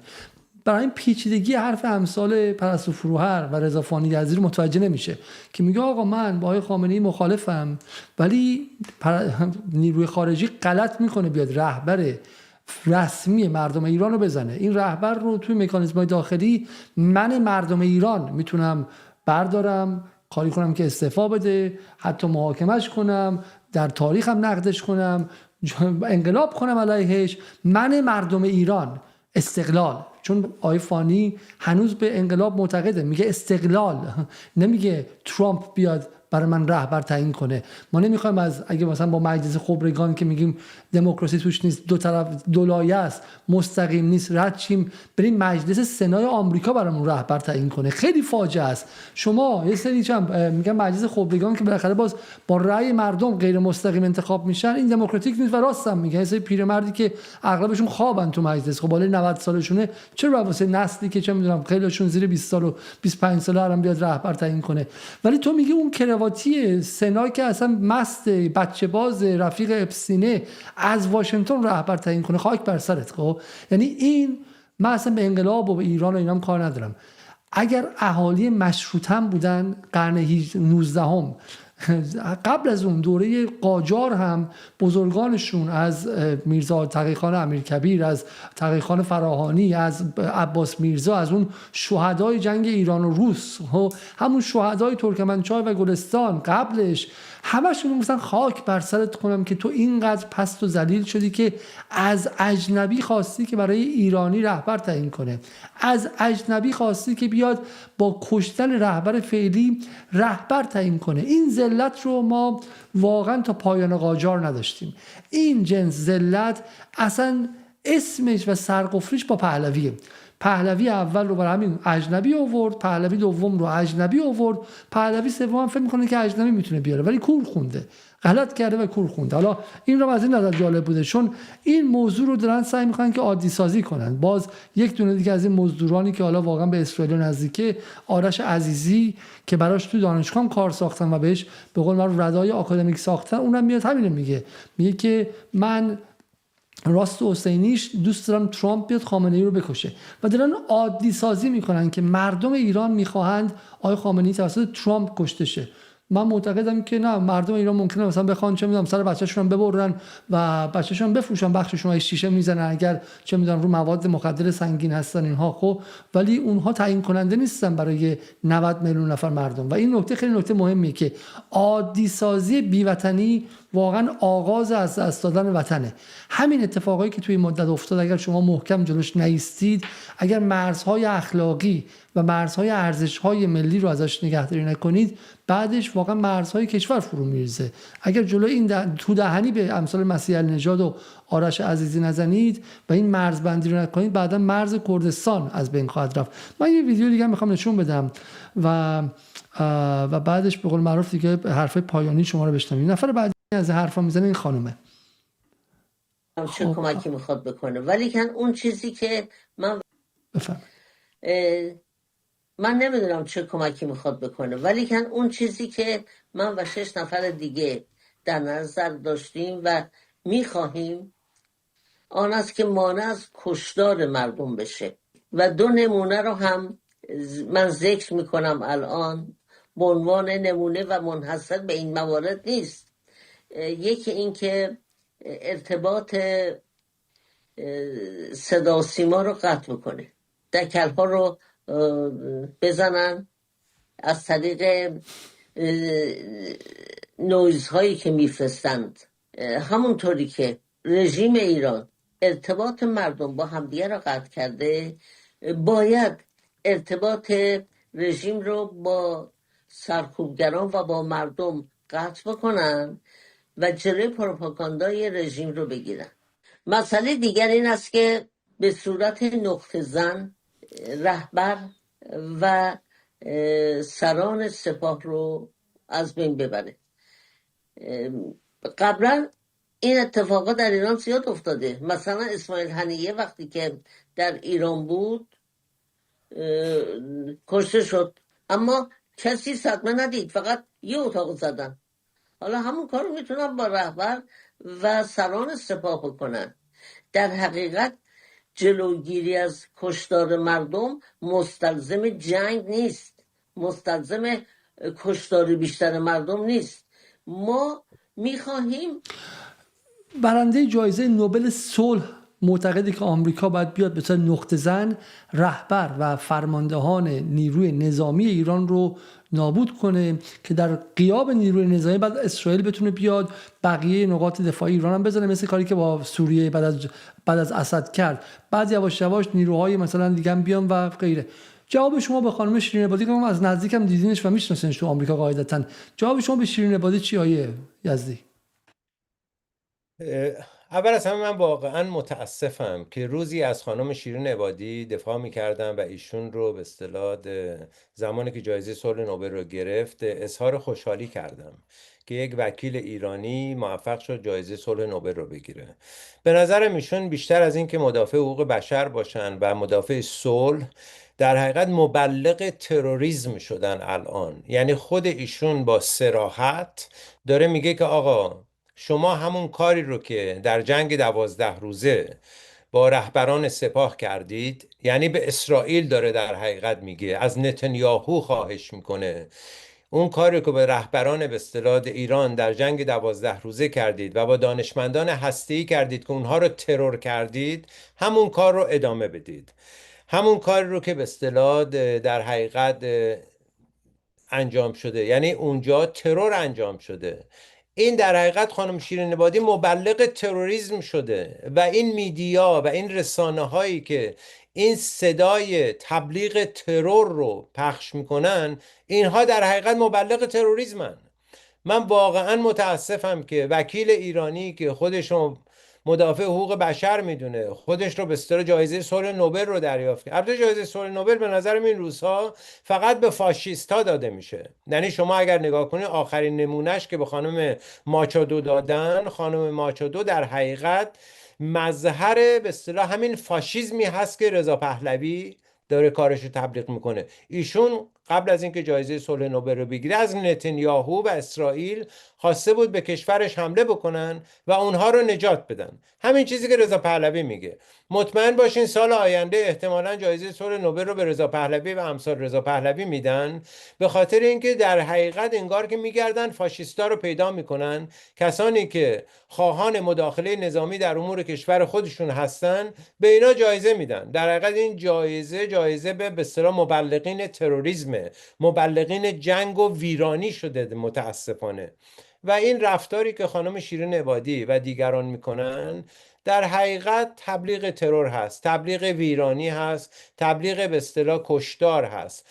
و همه ما باید متوجه باشیم که وقتی کسی از ترور آقای خامنه‌ای یا رهبران نظام جمهوری اسلامی توسط اسرائیل یا آمریکا صحبت میکنه، یا اونقدر احمق هست که متوجه نیست که پیامد به اصطلاح چنین تروری در ایران و در منطقه و در آینده به اصطلاح زندگی مردم چه تأثیری داره. ایران کشوری نیست که شما رهبرش رو بیای به همین سادگی ترور بکنین و نیروهای نظامی و انتظامیش دست روی دست بذارن و بگن خب خیلی خوش اومدین، تشریف بیارین خانم عبادی، آقای رضا پهلوی، حالا شما بیان بشین به اصطلاح رهبر جمهوری اسلامی. برعکس اتفاقا میدونه که چه اتفاقی خواهد افتاد. آیه فانی، هر کسی که تعداد نیروهای سپاه پاسداران 300 خورده هزار تا آدم وفادار به جمهوری اسلامی رو ببینه، میدونه که زدن آقای خامنه‌ای بالاخره به معنی پایان جمهوری اسلامی نیست. جمهوری اسلامی که چه حکومت اسدش که چه 4 تا نصف آدم بودن 10 سال طول کشید از بین بره. جمهوری اسلامی که چه یه حکومت ریشه دار از انقلاب در اومده است که تو خود لبنان و عراق تا یه سال پیش رئیس جمهور و نخست وزیر تعیین می‌کنه. این که شوخیه، که این که میدونه عمدن داره میگه اونو ورداری آشوب میشه، کیوس میشه، میخواد کیوس آشوب درست کنه. برای همین هم هستش که داره نیروها رو وحشی میکنه. من پیروز توی والا الان بحث میاد وسط حرف شما، ولی من چیز خیلی خیلی جالب دیدم اینجا توی این شبکه، توی توییتر دیدم که دارن خیلی فوشای مثلا رکی پایین تنه‌ای مثلا به بحث اسلام و غیره اینها میدن و برای من این نکته خیلی جالب شد. گفتم که اگه واقعا دنبال تغییر حکومت بودن، اگه کسی دنبال تغییر حکومت تو ایران باشه، الان باید تظاهر کنه، بره چه میدونم اعتقادم نداره بره یه عکسش با نماز در بیاد، یه عکس مگه محمد رضا پهلوی نبود میره بغل امام رضا چه میدونم یه تظاهر به دین میکرد. خب ولی اینا دارن چیکار میکنن؟ اینا دارن تظاهر به بیدینی میکنن. چرا؟ اگه کسی هدفش قدرت گرفتن باشه که این کارو نمیکنه. که تو آمریکا ترامپش میره بغل کلیسا وای میسته، بایدنش هم میره بغل کلیسا وای میسته، دو طرف خب تظاهر میکنن. و اینا چی میگن؟ میگه آنچه دو هفته پیش قرار بود رخ بده یه انقلاب سیاسی در این کشور بود، حالا همه چیز تغییر کرده، این جنایت گسترده، این کشتار وسیع مسئله ما رو به نقطه دیگه برده. حالا تغییر جمهوری اسلامی فقط بخشی از ماجراست، نابودی خامنه‌ای فقط بخشی از ماجراست. این جنایت گسترده تنها به کمک اسلام و تشیع قابل انجام بود. ایران باید این زنگار 14 قرنی رو از خود بشوید. در این سالها بارها گفته شد رابطه بین اسلام و ایران به پیش از انقلاب 57 باز نخواهد گشت، اما این دیگر کافی نیست. اسلام و شیعه را باید از این کشور زدود. رابطه ما با اسلام حتی با آنچه 2 هفته پیش بود هم باز نخواهد گشت. و بعد من اومدم گفتم آقا شما از جنسی هستین که مثل داعش که پالمیرا رو نابود کرد، شما مسجد جامع اصفهان و مسجد نصیر شیراز و مسجد گوهرشاد رو هم نابود میکنین و اومدن پایینش نوشتن نابود که میکنیم هیچی، به توالت عمومی تبدیل میکنیم. یعنی نیروی داعشی ساخته. چرا؟ چون نمیگه میخوام 50% جامعه با من همراه باشن، میگه 5% دیوونه‌ای که آتیش بزنن، چون میخواد جنگ داخلی درست کنه. برای جنگ داخلی شما نیروی میخوای که سخت آیین باشه تا تهش بره. داعش رو خب تو سوریه معلومه کسی به عنوان قدرت مرکزی نمیپذیرفت، ولی داعش میتونست کاری کنه با اون جناح که اونم از خشم بخواد انتقام بگیره از این جناح، دو طرف هم دیگه رو بکشن. اگه کسی بیاد تو ایران مسجد و امامزاده نابود کنه، نیروی مذهبی هم میاد و اونو میخواد نابود کنه و این چرخه نابودی دیگه. برای همین اتفاقا به نظر میدونن که بحث زدن آقای خامنه‌ای که ولی فقیه که هیچ، ولی مرجع تقلید 4-5 میلیون نفر در داخل ایران، خارج ایران، تو منطقه است، چه معنای مذهبی میده؟ ببینید اصلا متاسفانه اون چیزی که اینا میگن اگر واقعا کسی به دنبال تحققش باشه یعنی ویرانی کامل یک سرزمین.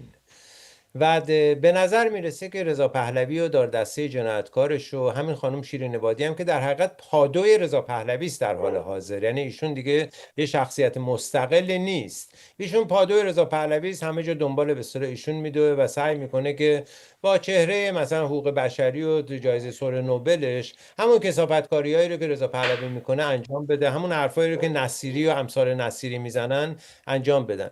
اما ما اگه واقعا نگاه کنیم ببینیم این شعاری که امروز اینا میدن، همین شعار که به طور عام توی تمام تظاهراتشون میدن، مرگ بر سه ملا، مرگ بر سه مفسد، ملا چپی مجاهد، این رو شما اگه دقت کنین نصیری همین شعار رو در حقیقت در دهه 60 در جامعه ایران برای سرکوب تمام نیروهای دگراندیش به کار برده، فقط ملاشو برداشته بوده، میگفته مرگ بر چپی و مجاهد. خب حالا ملیگرا غیره و زالک هم همه توی به اصطلاح این کتگوری مخالفا مورد به اصطلاح سرکوب شدن. امروز هم کسی که شعار مرگ بر سه مفسد ملا چپی مجاهد میده، یعنی در آقا تمام ترتیب جامعه ایران رو میخواد بده، چون همه جامعه ایران در این سه مقوله در واقع میشه جاشون داد و میشه اینا رو قتل عام کرد. مسائل ضد اسلامی و ضد شیعه هم به نظرم در حقیقت نوعی پیام‌های ایجاد تنفر بیش از اندازه به جامعه ایران هست. بعد این تنفر رو اسرائیل لازم داره. شما فکر میکنین مثلا مقامات اسرائیلی وقتی رضا پهلوی رو میبرن اونجا و اون به اصطلاح کلاه مسخره رو سرش میذاره و تو دیوار ندبه انگوش میکنه و کاغذ میذاره، چرا این کار رو میکنن؟ اونا آیا متوجه به اصطلاح احساسات مردم ایران نیستن؟ چرا؟ ولی میخوان به اصطلاح از ایشون یک چهره‌ای رو به وجود بیارن و پشتش به اصطلاح یک پکیج سیاسی رو درست بکنن که این پکیج سیاسی در داخل ایران بتونه بیشترین تنش‌ها رو به وجود بیاره، بیشترین تنفر رو به وجود بیاره و بیشترین آسیب‌ها رو به جامعه ایران بزنه. وگرنه همونطور که شما گفتی از اینشون به صورت چهره آدم به اصطلاح معقولی درست میکردن، آدمی که نمیدونم به اسلام احترام میذاره، به مردم مسلمان احترام میذاره، با نگاه به اصطلاح خیرخواهانه میخواد به مسائل نگاه کنه، نه که با این به اصطلاح رفتارهای جنون‌آمیز و جنگ طلبانه و جنایتگرانه و توهین به اصطلاح به تمام مقدسات یک جامعه.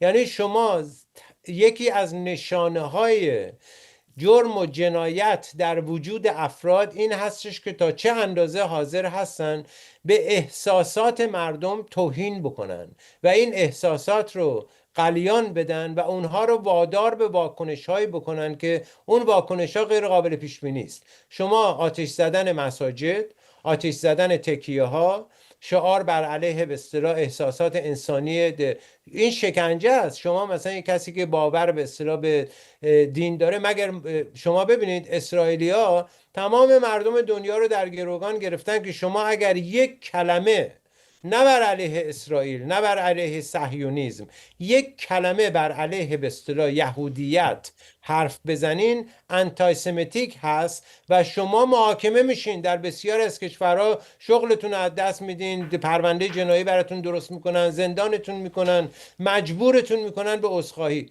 چطور شد که شما یک کلمه بر علیه یهودیت اگر حرف بزنین آنتیسمیت محسوب میشین، ولی میتونین پرچم دین اسلام آتیش بزنین، قرآن رو پاره کنین، روش برقصین، به مساجد حمله بکنین، فحاشی بکنین به تمام مقدسات مردم مسلمان و اونقدر شما نجات دهنده جامعه مثلا ایران بخوان باشین. ایرانی که کشور اسلامی است، ایرانی که هنوز اسم همه ما هست علی و رضا و محمد و حسن و اسم خود رضا پهلوی رضاست. اسم خود رضا پهلوی رضاست. به اسم شاهشون رضاست، اسم شازدهشون رضاست، باباش محمد رضاست. اسم اصلا شرم‌آوره. یعنی این به اصطلاح میزان از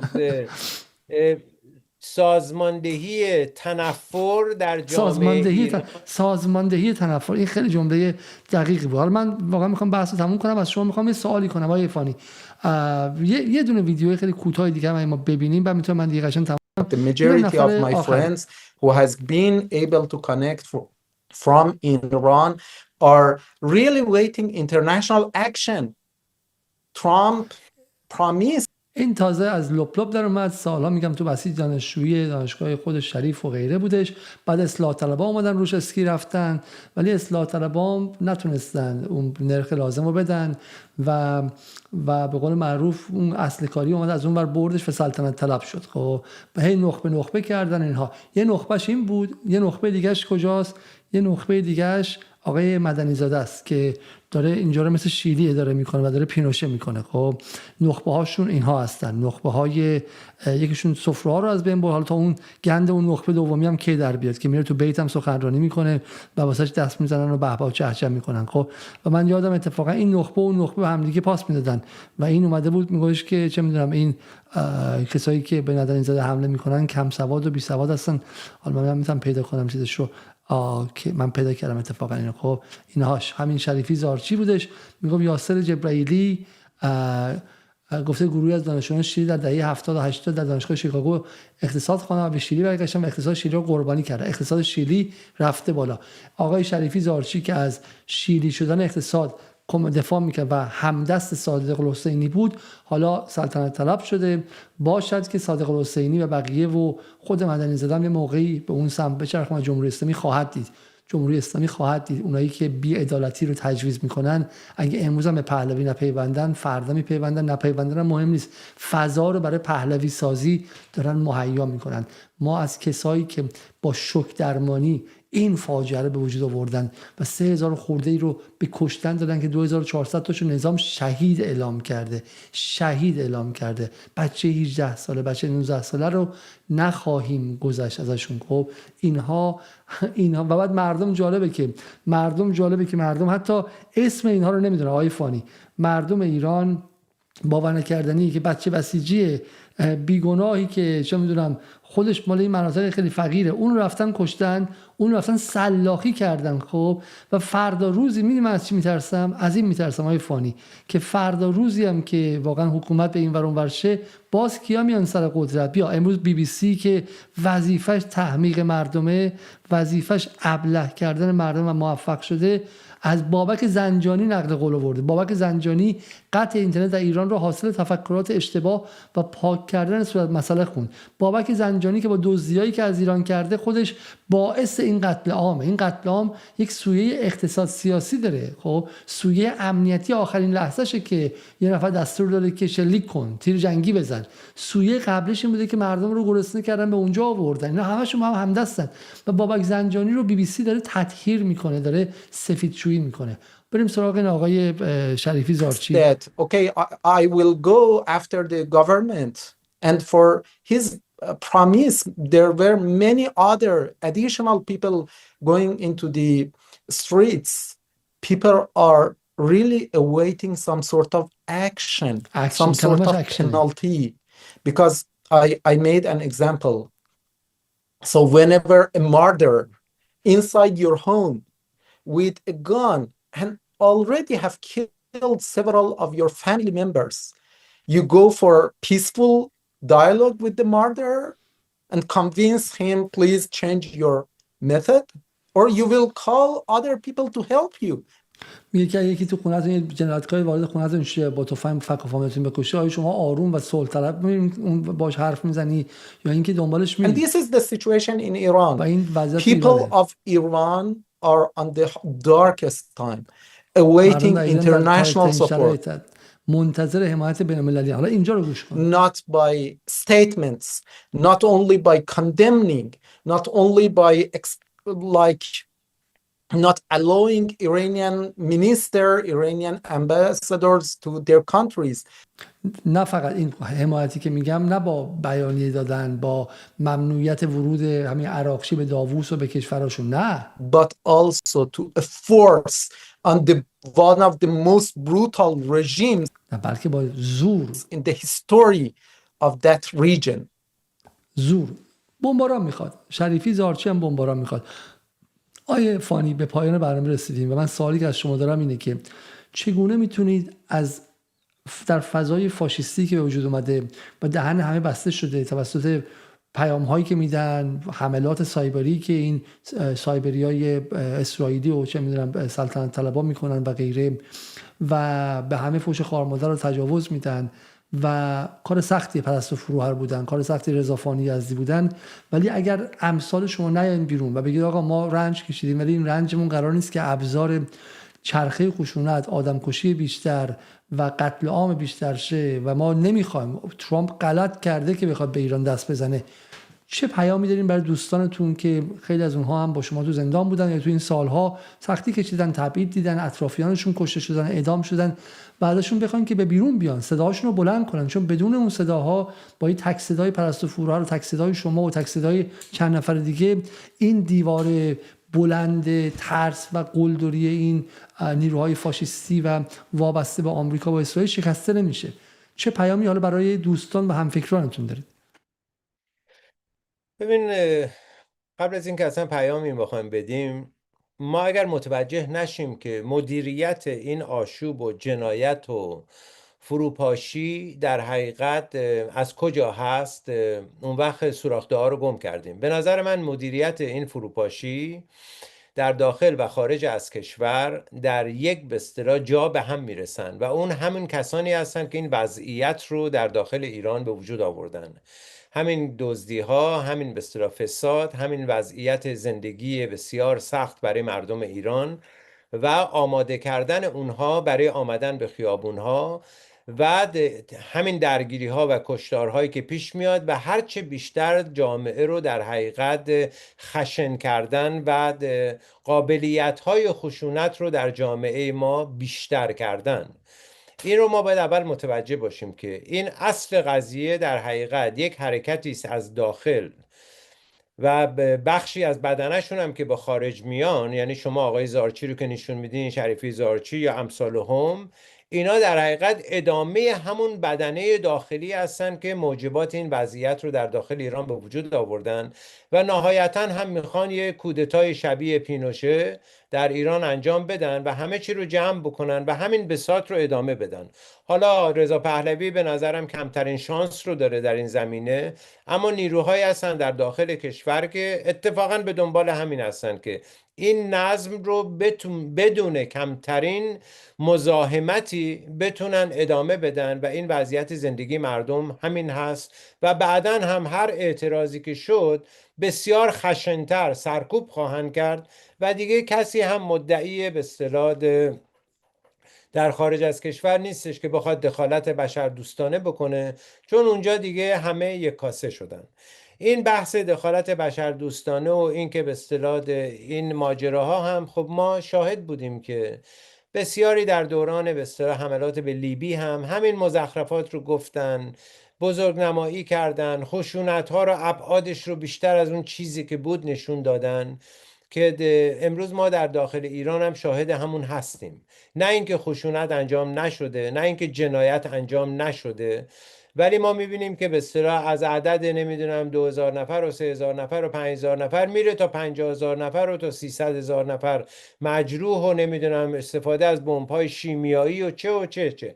یعنی تمام اون چیزی رو که در تاریخ به اصطلاح گذشته همین معاصر 30 ساله 50 ساله گذشته افراد تونستن استفاده بکنن برای به اصطلاح دخالت نظامی، برای به اصطلاح زدن به اصطلاح کشورها، همه اونها رو دارن مطرح میکنن که این به اصطلاح عملیات نهایی انجام بشه.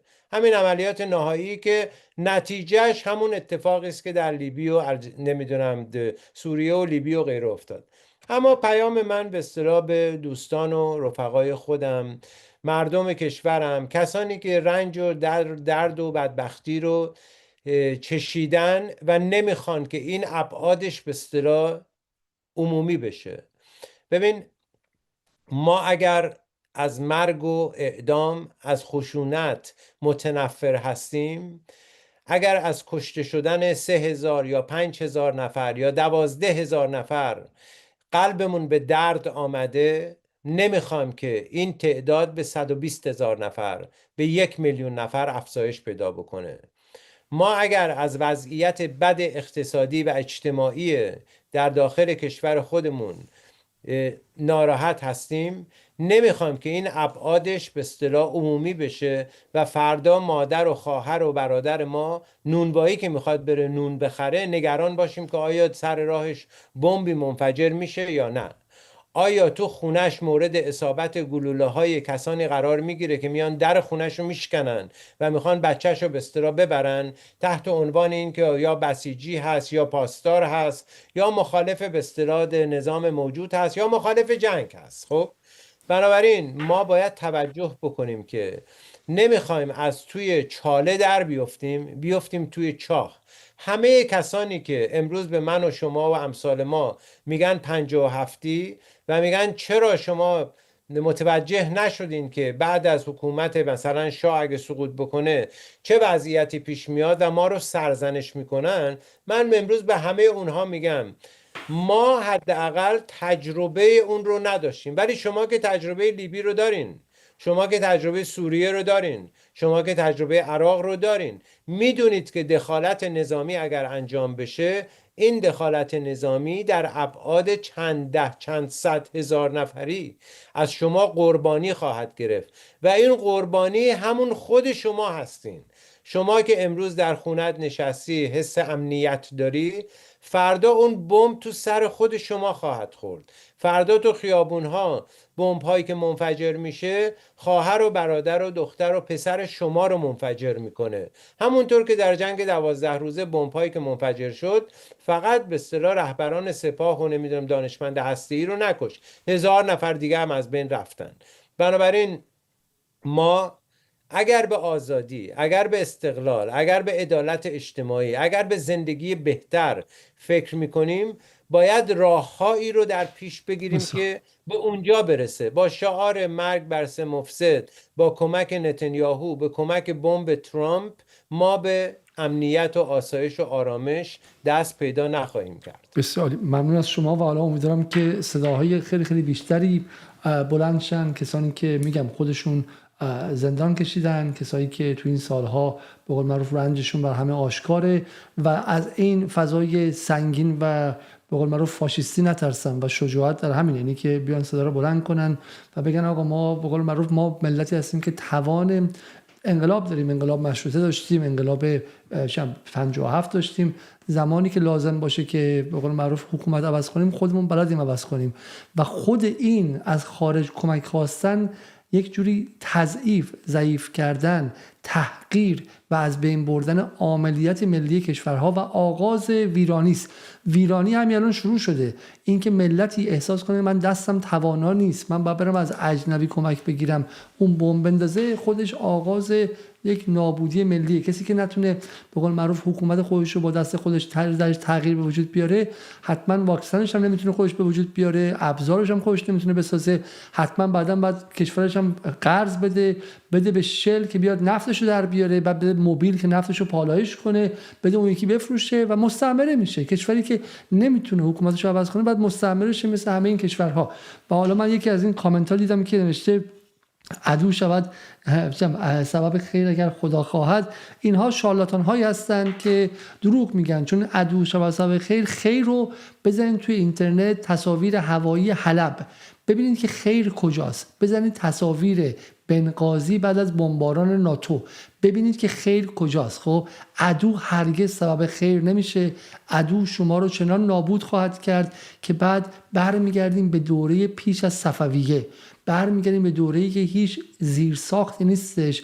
بعد اون موقع همینها به شما میگن که نه تقصیر جمهوری اسلامی بود که دیر رفت مثل اسد، اگه همون موقع رفته بود تا آخر عمرش هم گردن نمیگیرن. همین الان 2 هفته پیش کسی گردن نمیگیره که چه کسی دلار رو گرون کرد، چه کسی ارز ترجیحی رو قطع کرد، چه کسی با شوک درمانی نئولیبرالی به دستور IMF کشور به اینجا رسوند. همین الان گم شدن رفتن. فکر می‌کنین که اگه تو ایران بکشه 5 سال دیگه اینا میان گردن میگیرن که ما گفتیم جنگ کنیم؟ مسیح علینژاد و شیرین عبادی و مجتبی واحدی و مهدی نصیری و رضا پهلوی میان مثلا میگن ببخشید ما غلط کردیم. نه، همین الان معارضین تو سوریه 7 هم 10 برابر طلبکارم هستن، میگن خیلی هم خوب کاری کردیم. برای همین که آن چیز که از بین میره زندگی ها و کشور و زیرساخت و نابودی مطلق و همینه که واقعا همه با صداشون بلند کنن. ما هم در جدال هر به قول معروف مسیری که داشتیم و مسیری که بهش معتقد بودیم، ما معتقد بودیم که درون چارچوب جمهوری اسلامی کار کنیم که اصلاح ممکن باشه،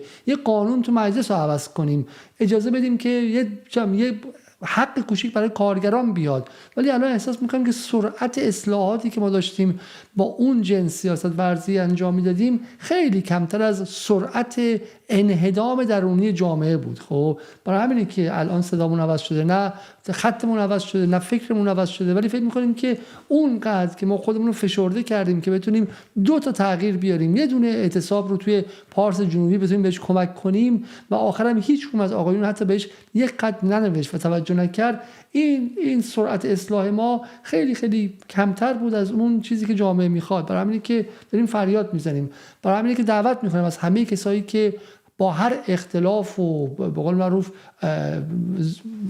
گرایش سیاسی، حتی میگم حتی میخوام همه الان براندازی کنن، انقلاب کنن و غیره، اما اگر مقابل دخالت خارجی، مقابل ویرانی ایران، مقابل پهلوی، مقابل اینها هستن، ما در اینجا آغوشمون به روی همه بازه و این پلتفرم متعلق به همه اونهاست. برای اینکه الان مهمترین اصل و تضاد اصلی دفاع از استقلال سرزمینی ایرانه، نه اونهایی که عده‌ای از اونهایی که در حاکمیت نشستن و شکم‌های سیرشون اونقدر بزرگ شده و خونه‌هاشون در کانادا و در جاهای دیگه براشون مهمتره، براشون اهمیت داره که استقلال ایران چیه. نه امثال ظریف و نه اون اولیگارشی، نه اون کسایی که تراستی های دبی هستن براشون استقلال مهمه، نه اون اپوزیسیون تباه، فاسد، پول گرفته تا گردن در بودجه غربی غرق شده. هیچ کدوم براشون هیچ ذره اهمیت نداره که این کشور 3000 سال بوده و باید دوام داشته باشه و اون چیزی به ما رسیده رو حداقل تحویل بعدی بدیم. برای همین ما به اونها نمیتونیم تکیه کنیم، ما باید به خودمون، به مردم، به جامعه تکیه کنیم و صداهای مستقل باید بیان بیرون، خطر کنن و بتونن فریاد بزنن. تا برنامه بعد، شب بخیر و خدا نگهدار.